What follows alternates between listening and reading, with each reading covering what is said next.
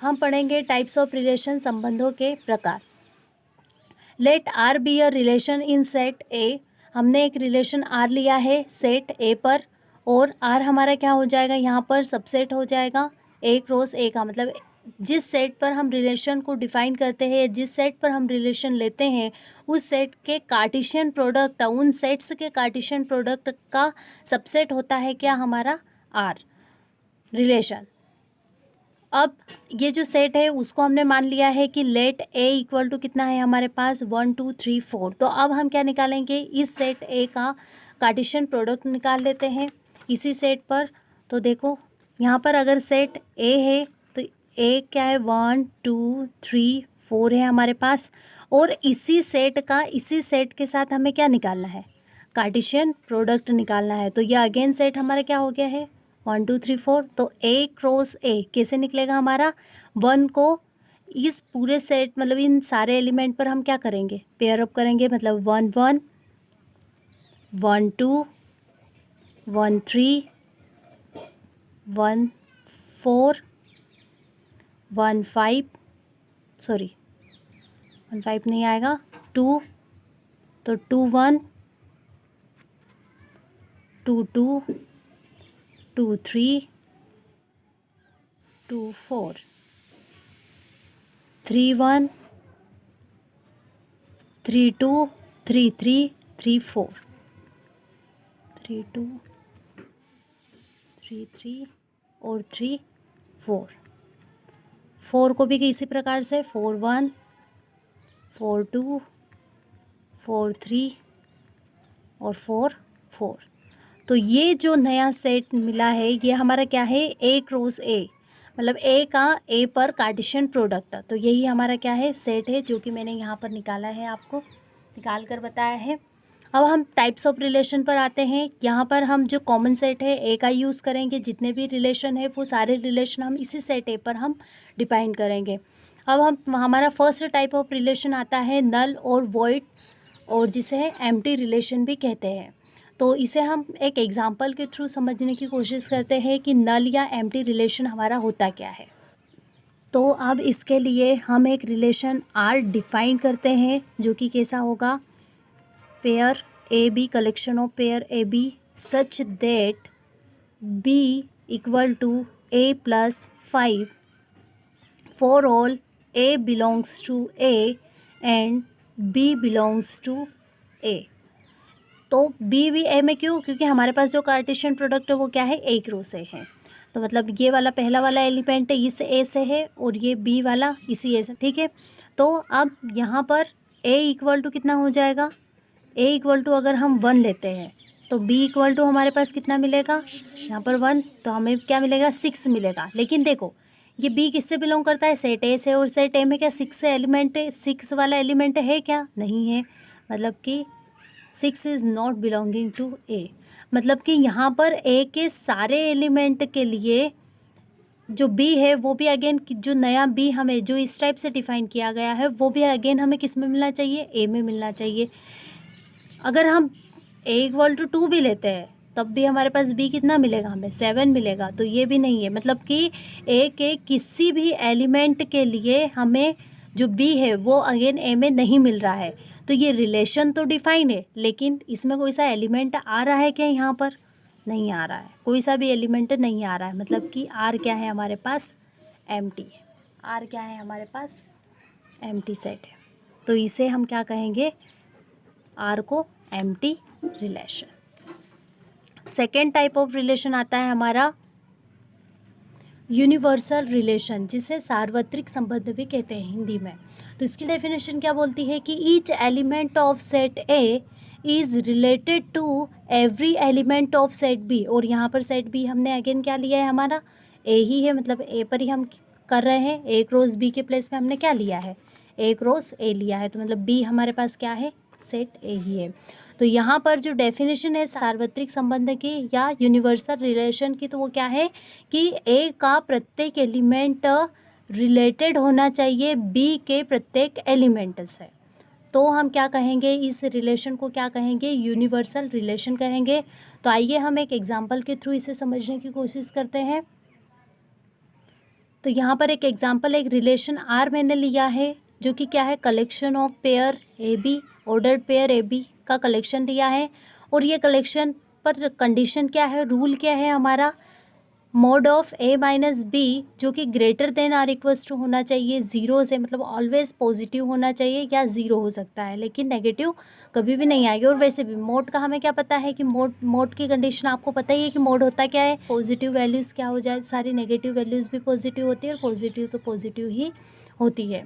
तो यहाँ पर अगर हम a माइनस बी निकालेंगे तो उसका जो, और फिर अगेन उसका मोड निकालेंगे तो वो क्या रहेगा, ऑलवेज ग्रेटर देन और इक्वल्स टू क्या रहेगा, ज़ीरो रहेगा। For all a is belonging to a and b is belonging to b, मतलब a हमारा सेट a से बिलोंग कर रहा है और b हमारा सेट सेकेंड सेट b से यहाँ पर बिलोंग कर रहा है। तो ये सारा रिलेशन हमने इस टाइप से डिफ़ाइन किया है। तो अब बताओ आप कि ये रिलेशन में ये यूनिवर्सल रिलेशन होगा क्या, तो मैं कहती हूँ कि होगा। कैसे होगा, आइए देखते हैं। यहाँ पर देखो, अगर हम 1 1 का पेयर लेते हैं, यहाँ पर a के प्लेस पे भी 1 लेते हैं, b के प्लेस पे भी हम क्या लेते हैं, 1 लेते हैं, तो 1 माइनस 1 कितना हो जाएगा हमारे पास, 0। तो 0 इक्वल आ गया है। अगर मैं यहाँ पर पेयर लेती हूँ 1 2, तो 1 2 अगर लेती हूँ तो क्या हो जाएगा, ये 1 पेयर मैंने लिया यहाँ पर, a के प्लेस पे 1 लिया है और b के प्लेस पे मैंने क्या लिया है, 2 लिया है।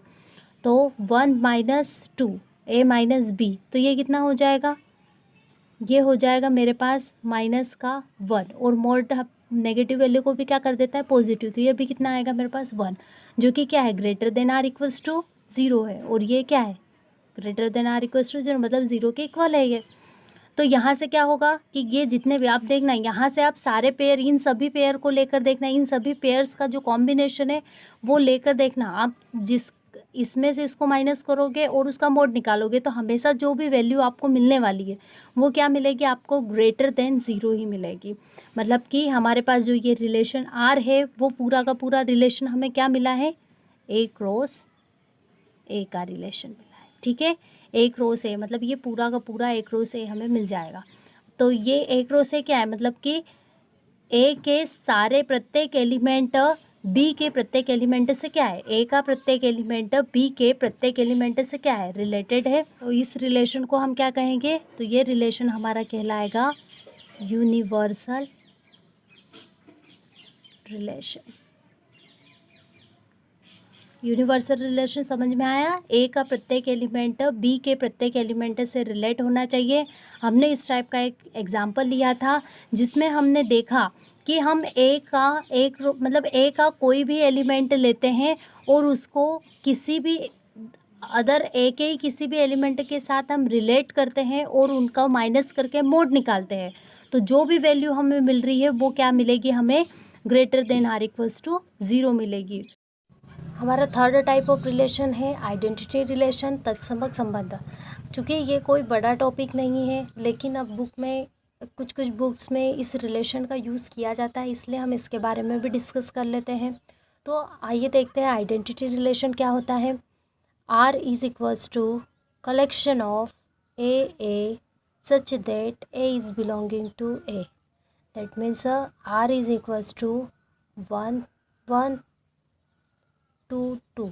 तो ये हमारा क्या है, ये हमारा आइडेंटिटी एलिमेंट है। इसका मतलब क्या है कि 1 रखा तो उसकी इमेज 1 मिली हमें, 2 रखा तो 2 मिली, 3 रखेंगे तो 3 मिलेगी। मतलब कि ए का जो भी एलिमेंट रखेंगे अगेन हमें उसकी इमेज क्या मिले, वही एलिमेंट मिले। तो ऐसे रिलेशन को हम क्या कहते हैं, आइडेंटिटी रिलेशन कहते हैं। अब यहाँ हम जितने भी टाइप के रिलेशंस पढ़ेंगे वो सारे रिलेशन इम्पोर्टेंट है, मतलब reflexive relation, symmetric and transitive, ये तीनों ही जो रिलेशन है वो मोस्ट इम्पॉर्टेंट रिलेशन है। आपने अगर इन तीनों रिलेशन को समझ लिया तो आपके लिए ये चैप्टर काफ़ी इजी होगा। और लेकिन अगर आपको ये तीनों रिलेशन समझ में नहीं आए तो आपको इस पूरे चैप्टर में कुछ भी समझ में नहीं आएगा कि चैप्टर में चल क्या रहा है। इसलिए आप इन तीनों रिलेशंस को ध्यान से समझें। पहला पढ़ते हैं हम रिफ्लेक्सिव रिलेशन। तो रिफ्लेक्सिव रिलेशन जिसे हम स्वतुल्य संबंध भी कहते हैं। रिफ्लेक्सिव रिलेशन क्या होता है, तो इसकी अगर हम डेफिनेशन देखें तो क्या है, R is equals to A such that for every A is in A, for every A is in A. हम एक एग्जांपल लेते हैं और देखते हैं कि ये रिलेशन रिफ्लेक्सिव है या नहीं है। तो देखो यहाँ पर आपके पास क्या है, R1 एक मैंने रिलेशन लिया है और वो कैसे लिया है, 1 1 2 2 3 3। अब बताओ आप, ये रिफ्लेक्सिव रिलेशन है क्या या नहीं है? डेफिनेशन देखो, ए एक एलिमेंट लिया, उसकी इमेज अगेन हमें क्या मिली, वही एलिमेंट मिला। For every A is in A, मतलब कि ए के प्रत्येक एलिमेंट के लिए हमें इस टाइप के पेयर मिलना चाहिए। अब हमारे पास जो ए लिया था वो हम क्या लेकर चल रहे हैं, ए की वैल्यू क्या है हमारे पास, 1 2 3 4, यही है। तो अब देखो यहाँ पर 1 की इमेज 1 मिली, 2 की इमेज 2 मिली, 3 की इमेज 3 है, लेकिन 4 है क्या यहाँ पर, 4 4 वाला पेयर है क्या, नहीं है। लेकिन हमारी डेफिनेशन क्या बोल रही है कि for every A is in A के प्रत्येक एलिमेंट के लिए हमारे पास ए इस टाइप का पेयर हमें मिलना चाहिए। मतलब कि ये जो रिलेशन है वो हमारा रिफ्लेक्सिव नहीं है। अब आप बोलोगे कि ये तो बिल्कुल आइडेंटिटी जैसा है, नहीं है।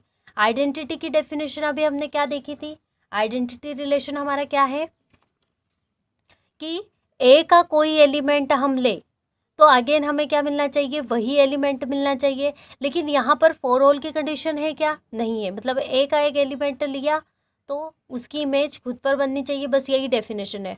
फॉर ऑल, यहाँ पर ये नहीं बोला है कि ए के सारे एलिमेंट की इमेज खुद पर बनना चाहिए।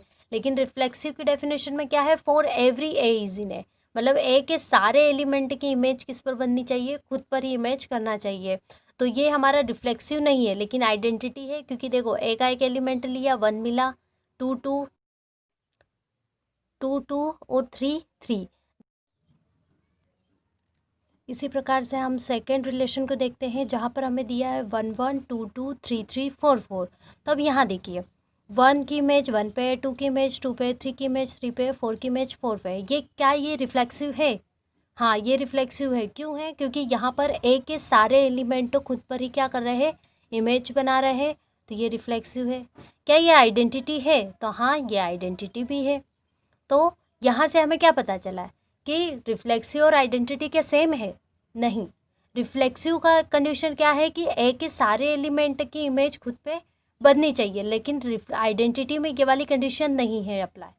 तो ठीक है, ये दोनों रिफ्लेक्सिव, मतलब कि अगर रिफ्लेक्सिव है तो वो आइडेंटिटी हो सकता है, लेकिन अगर कोई रिलेशन आइडेंटिटी है तो ज़रूरी नहीं है कि वो रिफ्लेक्सिव हो। थर्ड रिलेशन है 1 1 2 2 3 3 1 2। अब देखो ये क्या रिफ्लेक्सिव है? तो यहाँ पर देखो 1 1 है, 2 2 है, 3 3 है, 4 4 है क्या, नहीं है। दैट मीन्स ये हमारा रिफ्लेक्सिव नहीं है। तो आई होप आपको। अब हम यहाँ पर फिफ्थ टाइप ऑफ रिलेशन पढ़ेंगे, सिमेट्रिक रिलेशन, जिसे हिंदी में सममित संबंध भी कहते हैं। सिमेट्रिक रिलेशन होता क्या है? सिमेट्रिक रिलेशन, तो if A1 A2 is in R implies A2 A1 is in R for all A1 A2 is in A। मतलब आप किसी सेट A के दो एलिमेंट A1 A2 लेते हैं तो उन अगर A1 और A2 का जो पेयर है वो R में है तो इसका अपोजिट पेयर, मतलब कि A2 A1 भी किस में होना चाहिए, R में होना चाहिए। यही होता है हमारा सिमेट्रिक रिलेशन। एग्जाम्पल के थ्रू समझते हैं। देखो यहाँ पर जो R1 रिलेशन है इसे हम देखते हैं कि ये हमारा सिमेट्रिक है या नहीं है। तो अगर आपको समझ में आया हो तो आप पहले पॉज कर लिया करें और पहले खुद से करने की कोशिश करें, उसके बाद फिर रिप्ले करके आप इसे अगेन चेक कर सकते हैं कि आपका आंसर सही है या नहीं है। तो R1 को देखिए, 1 2 है इसमें, 2 3 1 2 है, तो 2 1 है क्या, नहीं है। दैट मीन्स ये हमारा सिमेट्रिक है क्या, नहीं है। सेकेंड वाला रिलेशन देखते हैं, 1 2 तो 2 1 भी है, 2 3 तो 3 2 है क्या यहाँ पर, मतलब इसका अपोजिट पेयर 3 2 वाला पेयर इस पूरे रिलेशन में दिख रहा है क्या, नहीं है। तो दैट मीन्स ये हमारा सिमेट्रिक नहीं है। थर्ड रिलेशन देखो आप, R3। R3 क्या है, 1 1 2 2 3 3 4 4। तो ये जो आइडेंटिटी वाले होते हैं ना, इनका तो हमें अपोजिट नहीं देखना है क्योंकि ये अपने आप में अपोजिट होते हैं। हमें सिर्फ किस टाइप का रिलेशन, सिमेट्रिक में किस टाइप के पेयर का चेक करना है, जिसमें डिफरेंट डिस्टिंक्ट नंबर्स हो। जैसे कि 1 2 तो 2 1 है क्या, हाँ 2 1 है यहाँ पर। फिर आता है 2 3 2 3 तो 2 3 का उल्टा क्या होता है, 3 2 तो 3 2 है क्या यहाँ पर, नहीं है। दैट मीन्स ये हमारा सिमेट्रिक है क्या, नहीं है। R3 हमारा सिमेट्रिक नहीं है। R4 की बात करते हैं। देखो R4 चेक करते हैं ये सिमेट्रिक है या नहीं है, तो आप पहले चेक कीजिए खुद से कि कर पाते हो या नहीं। देखो 1 1 2 2 3 3 4 4, तो ये तो हमारे सारे आइडेंटिटी है, ये एक दूसरे के अपोजिट अपने आप ही होते हैं। दैट मीन्स 1 1 का उल्टा 1 1 होगा, जो कि इस सेट में होता है।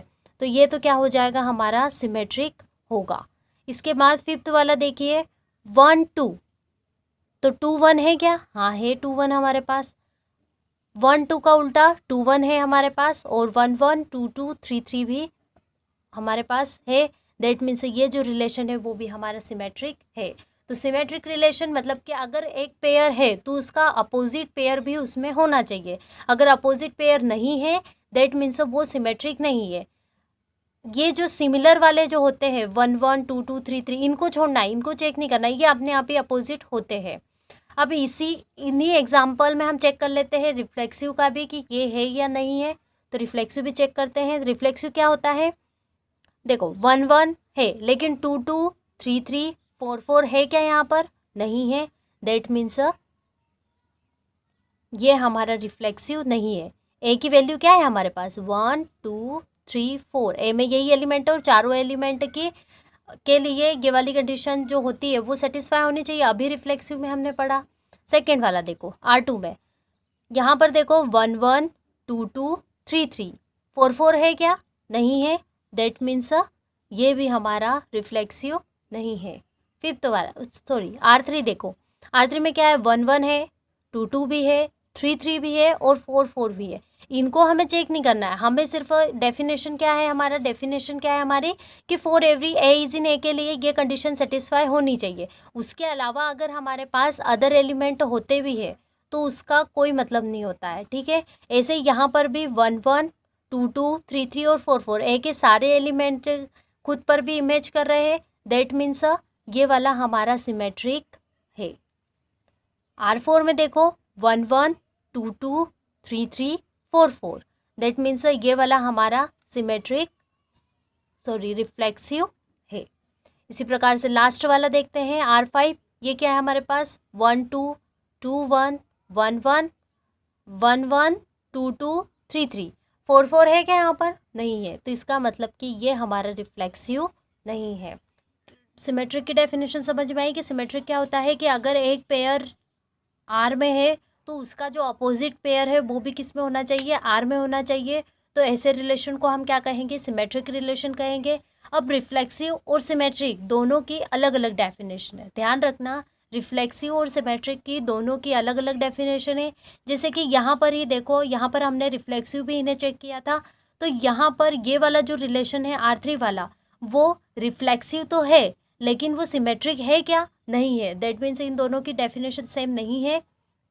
अब इसमें ही हम एक छोटा सा कॉन्सेप्ट और पढ़ लेते हैं, आता है R इन्वर्स। R3 का मैं इन्वर्स निकालती हूँ, तो R3 का इन्वर्स से क्या होता है, इन्वर्स हम किसी भी रिलेशन का कैसे निकालते हैं, ये जो पेयर होते हैं इनको हम क्या कर देते हैं, उल्टे कर देते हैं, अपोजिट कर देते हैं। तो ये कितना हो जाएगा 1 1, इसका उल्टा 2 2, इसका अपोजिट 3 3, इसका अपोजिट 4 4, इसका अपोजिट, इसका उल्टा क्या हो जाएगा 1 2 का उल्टा 2 1, 2 1 का उल्टा कितना हो जाएगा, 2 1 का उल्टा कितना हो जाएगा 1 2, और 2 3 का उल्टा कितना हो जाएगा 2 3 का उल्टा 3 2।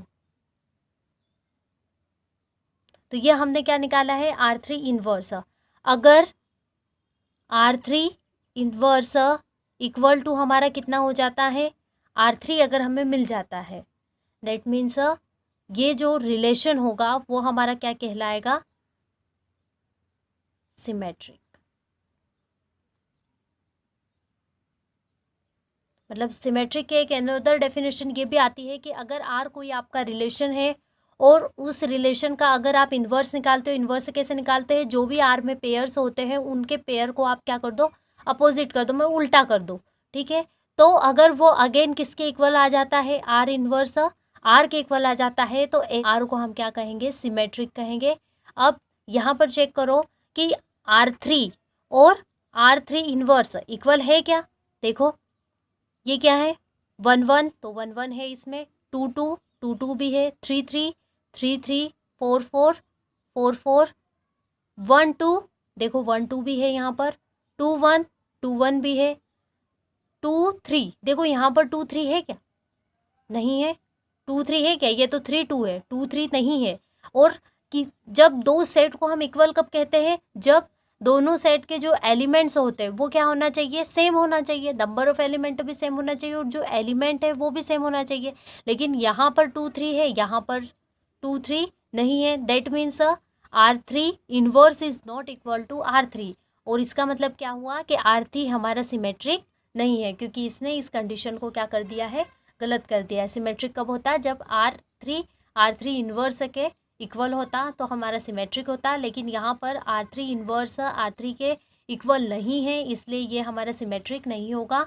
तो आप ऐसे भी चेक कर सकते हो। और एक ये है कि आप हमारे पास जो एक R1 R2 है, तो आप ऐसे भी चेक कर सकते हो प्रत्येक पेयर का जो अपोजिट पेयर है वो क्या इसमें बिलोंग कर रहा है। अगर बिलोंग कर रहा है R में ही, तो वो रिलेशन आपका क्या हो जाएगा, सिमेट्रिक हो जाएगा। और रिफ्लेक्सिव में क्या होता है कि रिफ्लेक्सिव, अभी हमने देखा कि रिफ्लेक्सिव और सिमेट्रिक अलग अलग होता है। रिफ्लेक्सिव में क्या होता है कि जो ए के जितने भी एलिमेंट रहते हैं उनके डबलेस्ट भी उसमें कंटेन करना चाहिए। मतलब कि वन वन है तो one one, two two, three three और फोर फोर, फोर एलिमेंट। अगर यहाँ पर फाइव होता, अगर यहाँ पर एक एलिमेंट फाइव होता तो वो फाइव फाइव भी यहाँ पर होना चाहिए। मतलब प्रत्येक एलिमेंट का जो डबलेस्ट है वो उस रिलेशन के सेट में कंटेन करना चाहिए। तो ऐसे रिलेशन को रिफ्लेक्सिव कहते हैं।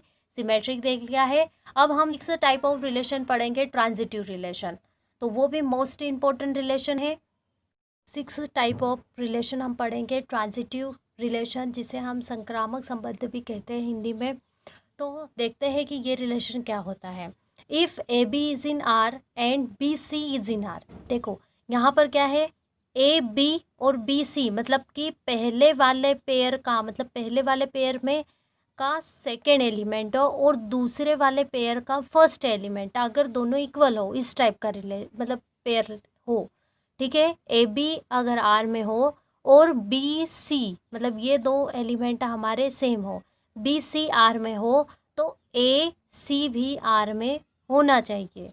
तो ऐसे रिलेशन को हम क्या कहेंगे, ट्रांजिटिव रिलेशन। ट्रांजिटिव रिलेशन एक बार फिर से समझ लो कि ए बी आर में हो, बी सी आर में हो, तो ए सी भी आर में होना चाहिए। इस टाइप के रिलेशन को हम ट्रांजिटिव रिलेशन कहते हैं। आइए एग्जाम्पल के थ्रू समझते हैं इसे। देखो यहाँ पर R1 है, तो R1 को पहले चेक करो कि ये हमारा ट्रांजिटिव है या नहीं है।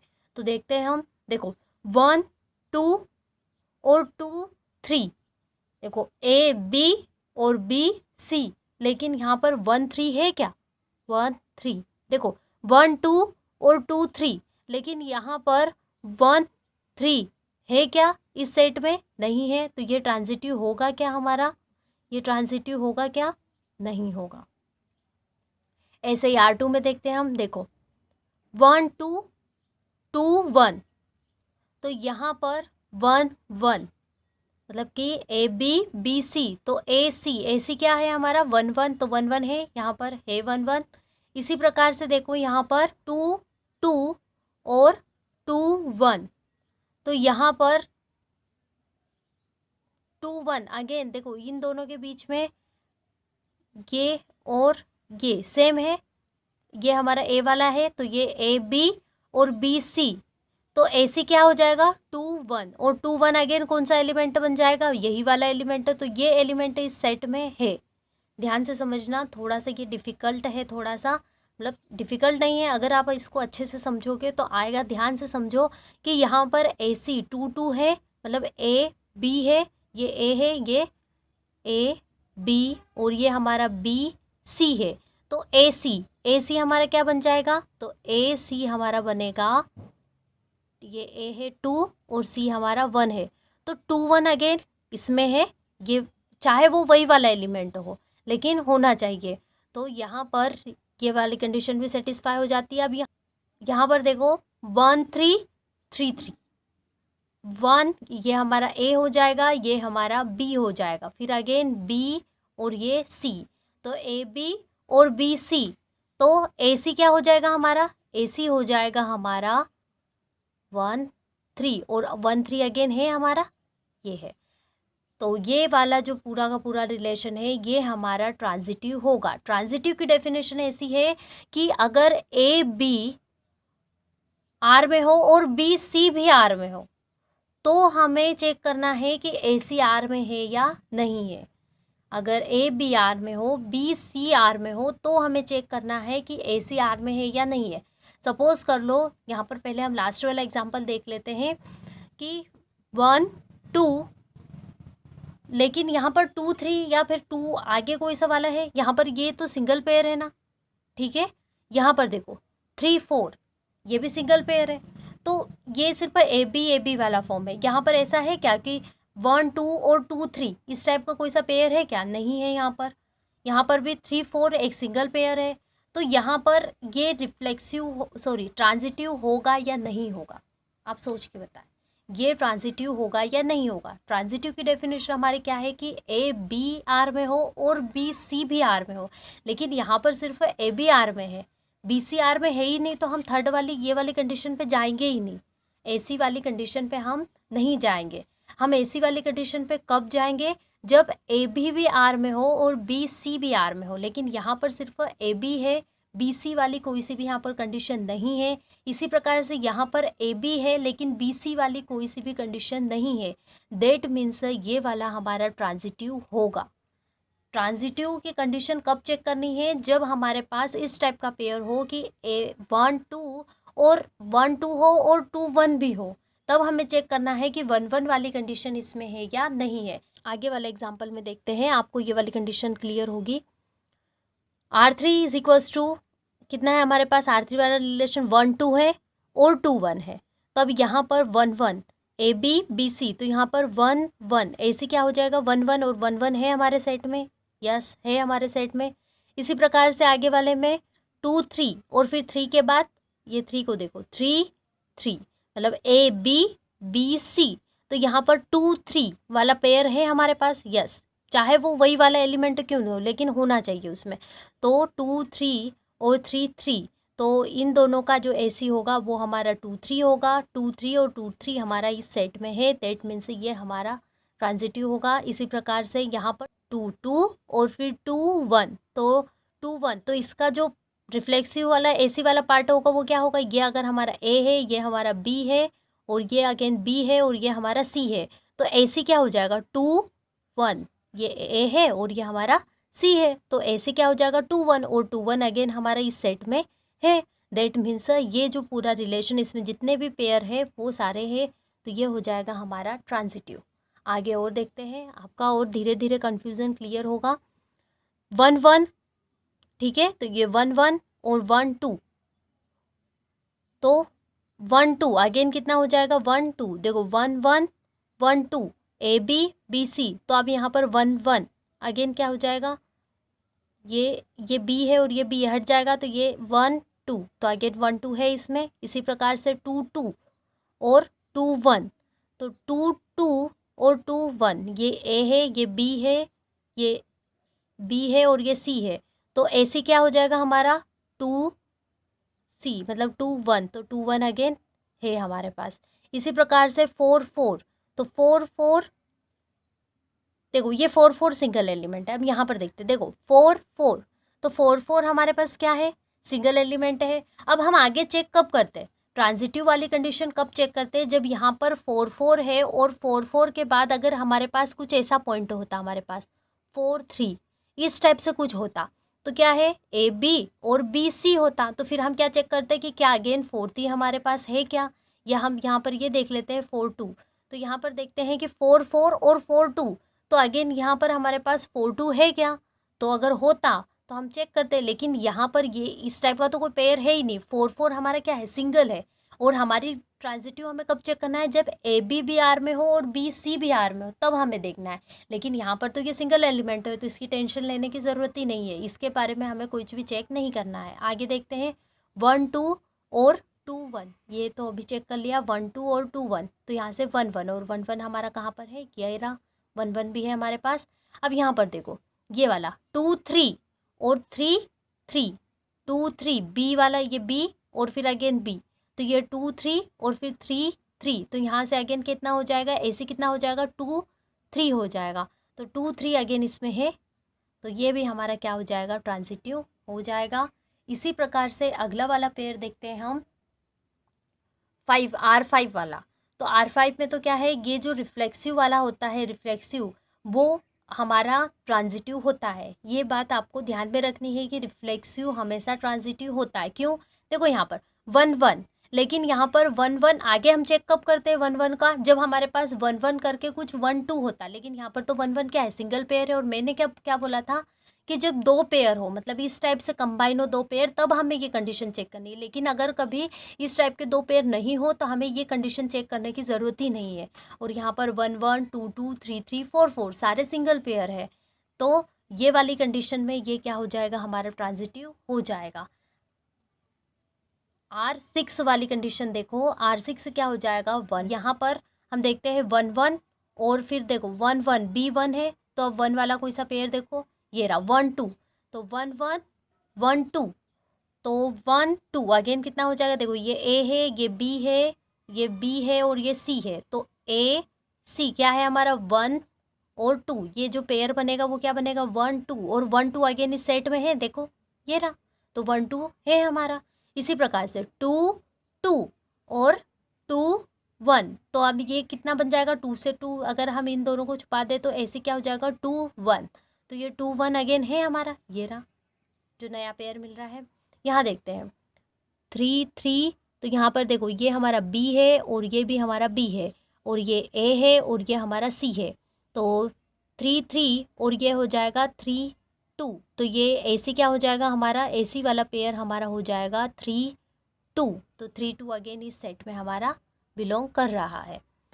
आगे देखते हैं हम 4 4, तो देखो 4 4 वाला तो कोई सा पेयर है ही नहीं, सिंगल पेयर है, तो चेक करने की ज़रूरत ही नहीं है इसे। ये अब ये वाला देखते हैं 2 3 2 3 और 3 2, देखो 2 3 और 3 2 इसके लिए, तो ये A हो जाएगा, ये B हो जाएगा, फिर अगेन ये B हो जाएगा और ये C हो जाएगा। तो अब देखो ये AC क्या बनेगा इसका, इस पेयर का और इस पेयर का AC क्या बनेगा, ये AB 2 3 है और ये 3 3 है, तो ये क्या हो जाएगा 2 3, ये पेयर बनेगा मेरे पास 2 3, तो 2 3 इसमें है क्या, हाँ है, वही वाला एलिमेंट है, तो ये हो जाएगा हमारा ट्रांजिटिव। ये सारे एलिमेंट इसमें हमारे बिलोंग कर रहे हैं, तो ये हमारा क्या हो जाएगा, ट्रांजिटिव हो जाएगा।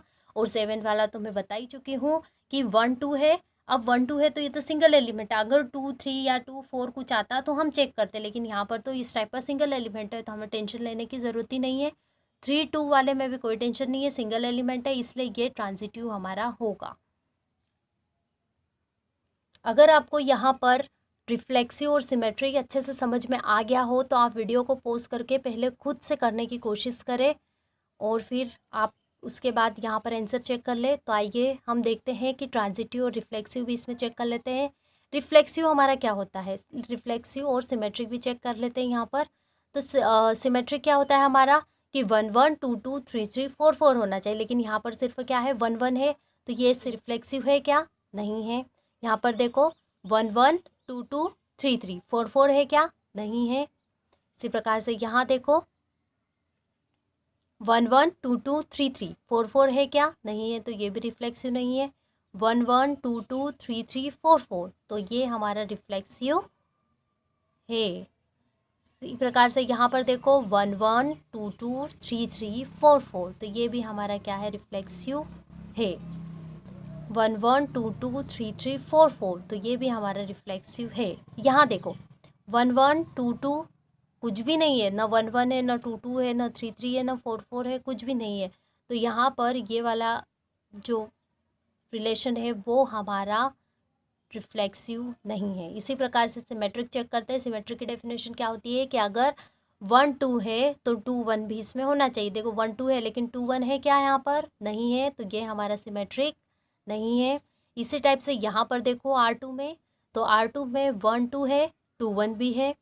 1 1 का उल्टा 1 1 होता है, 2 2 का उल्टा 2 2, 3 3 का 3 3 और 1 3 है, तो 3 1 है क्या यहाँ पर, इसका उल्टा क्या होता है 3 1 है क्या इस पेयर में, नहीं है, तो ये हमारा सिमेट्रिक नहीं होगा।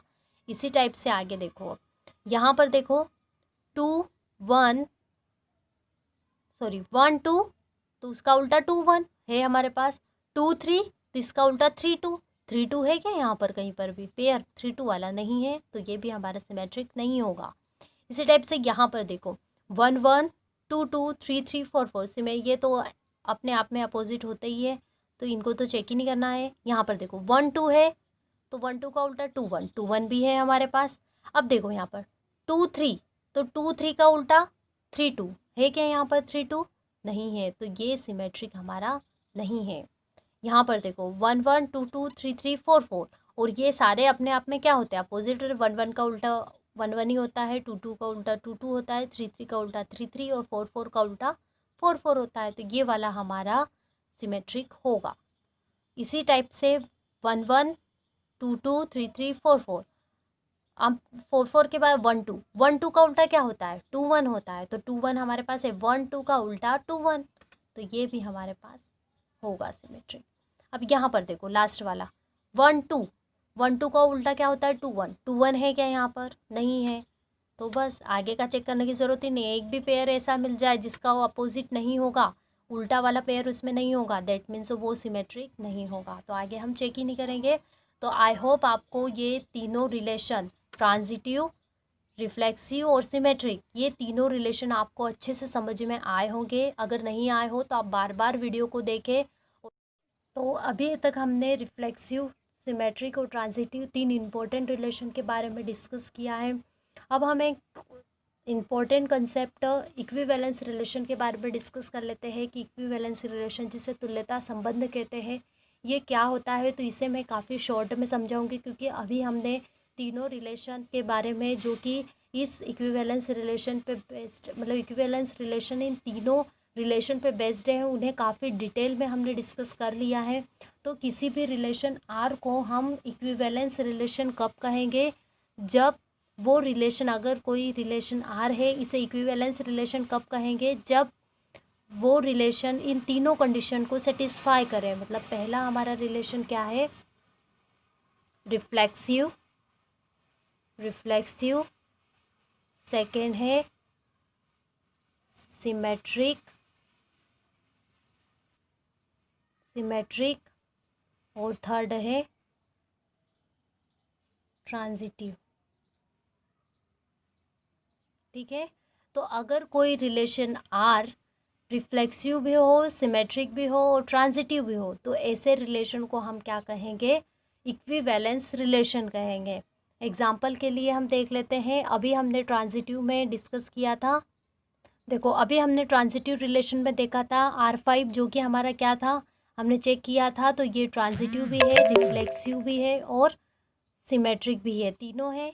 इसी टाइप से R6 को देखो, ये भी हमारा ट्रांजिटिव भी है, रिफ्लेक्सिव भी है और सिमेट्रिक भी है। तो इस रिलेशन को हम क्या कहेंगे, इन दोनों रिलेशन R5 और R6, ये दोनों ही हमारे क्या हो जाएंगे, इक्विवेलेंस रिलेशन। मतलब एक ऐसा रिलेशन जो कि तीनों कंडीशन सेटिस्फाई करे, मतलब वो ट्रांजिटिव भी हो, रिफ्लेक्सिव भी हो और सिमेट्रिक भी हो, तो ऐसा रिलेशन क्या कहलाता है, इक्विवेलेंस रिलेशन कहलाता है।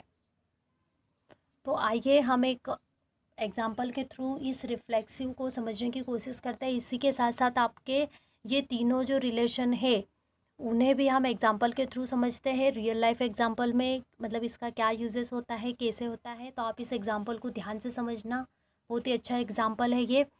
तो पहले हम चेक करते हैं कि देखो यहाँ पर हमने एक रिलेशन लिया है, पेयर ए बी लिया है, जिसमें ये ए और बी के बीच में रिलेशन क्या है कि A is a friend of B. ये ए क्या है, बी का फ्रेंड है। ये हमने एक रिलेशन लिया है दोनों में, ए और बी में। ठीक है, तो अब मैं यहाँ पर देखती हूँ, और ये रिलेशन जो आर है ये मैंने किस पर डिफाइन किया है, सेट ए पर डिफाइन किया है, मतलब कि ये ए क्रॉस ए का कार्टेशियन प्रोडक्ट। हम देखते हैं यहाँ पर कि ए आर में होगा क्या, for all A is in A के लिए। देखो ए आर में इसका मतलब क्या है, ए is a friend of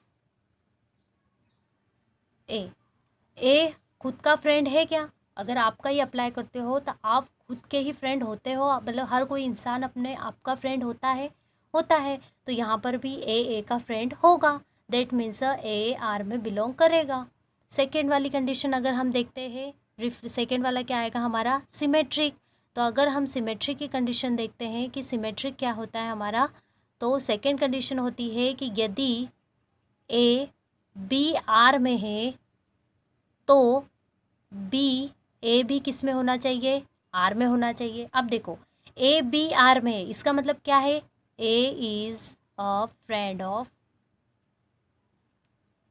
of B, मतलब कि ए बी का फ्रेंड है, तो बी ए बी आर में होना चाहिए। और इसका मतलब क्या होता है, इसका मतलब ये होता है B is a friend of A, that means A B R में है, इसका मतलब ए बी का फ्रेंड है, तो क्या बी ए का फ्रेंड नहीं होगा, होगा, सीधी बात है। अगर आप किसी और के फ्रेंड हो तो वो भी तो बोलेगा कि ये मेरा फ्रेंड है, दैट मीन्स अगर ए बी का फ्रेंड है तो बी ए का फ्रेंड होगा। दैट मीन्स अगर ए बी आर में है तो बी ए भी आर में होगा। दैट मीन्स हमारा रिफ्लेक्सिव भी यहाँ पर, सॉरी सिमेट्रिक भी की कंडीशन भी यहाँ पर सेटिस्फाई हो गई है और रिफ्लेक्सिव भी हो गया। अब लास्ट वाली कंडीशन हम देखते हैं, थर्ड वाली, ट्रांजिटिव। तो ट्रांजिटिव क्या है, हम देखते हैं कि अगर ए बी आर में है, बी सी आर में है, तो ए सी भी आर में होना चाहिए। ये कंडीशन हमें सेटिस्फाई करनी है। तो इसका मतलब क्या है, ए बी आर में है, इसका मतलब क्या है, A is a friend of B, और बी सी आर में, इसका मतलब क्या है, B is a friend of C. तो ए सी आर में होने का मतलब क्या है कि A is a friend of C.